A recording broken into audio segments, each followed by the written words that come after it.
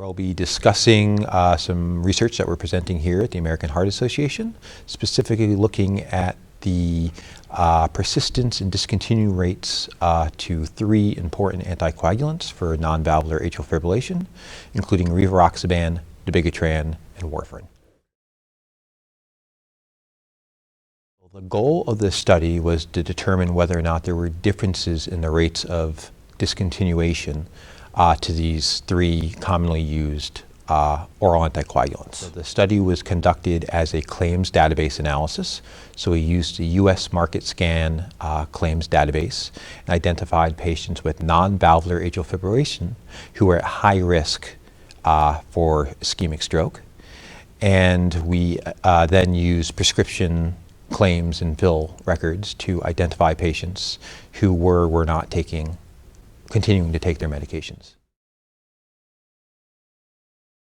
What we actually were able to demonstrate is that patients receiving rivaroxaban were far more likely to remain on their medication than patients taking either dabigatran or warfarin. So in fact, there was about a 35% reduction for both dabigatran and warfarin in terms of persistency and discontinuation rates. Not taking these medications can be incredibly problematic. The whole reason they're taking them is in order to prevent them from having ischemic strokes. And so, as C. Everett Koop, one of the US Surgeon Generals once said, drugs don't work in patients who don't take them. So there's a couple of theories. So first, I just want to point out that there's nothing inherently about our research that identifies the reason why, but there are a couple hypotheses that we have that may explain it. The first is in regards to dabigatran, it does tend to be associated with a lot of dyspepsia or gastrointestinal upset. And in our clinical experience, we found that patients have a hard time tolerating the drug and often need to be either discontinue the drug and ultimately switch to an alternative. Another potential explanation may be the differences between their dosing.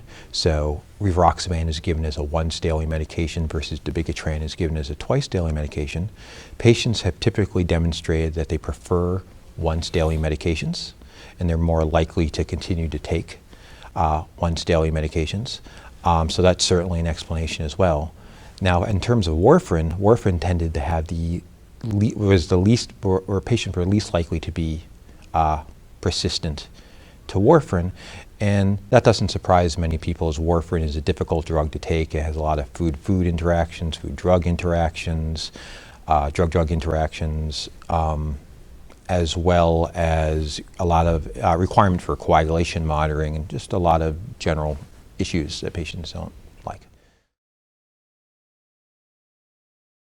So I think the number one thing that people need to take home about this is, again, that for the study was across any of the agents, patients weren't necessarily being as persistent to the medications as we'd like them to be. And so the number one thing is to remember is regardless of what agent they're receiving, we need to make sure that medications are being taken as prescribed, particularly for non-valvular atrial fibrillation patients, because when they're not taking it, they're going to have a resumption of their risk of stroke. It also tells us that there may be some differences between the different agents and helps us to begin to understand that we have to make individual patient decisions about who should get which anticoagulants. Obviously, the most important thing we can do is constantly remind our patients about the benefits of the drug, why they're on it, and the importance that they can remain on it, and also talk to them frankly about the risks that are associated with them. So all anticoagulants are associated with bleeding.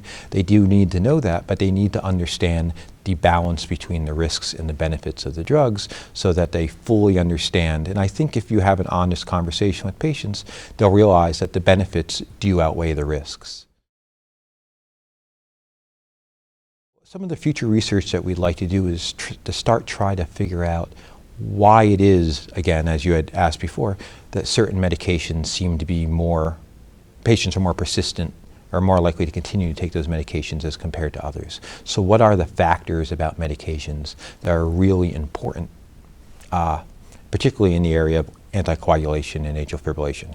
Is it that once daily dosing that's important? Is it the side effects that are affecting it? Are patients simply switching for reasons such as healthcare payments and copay amounts? So we really need to get a little more information about what's causing these patients to discontinue therapy.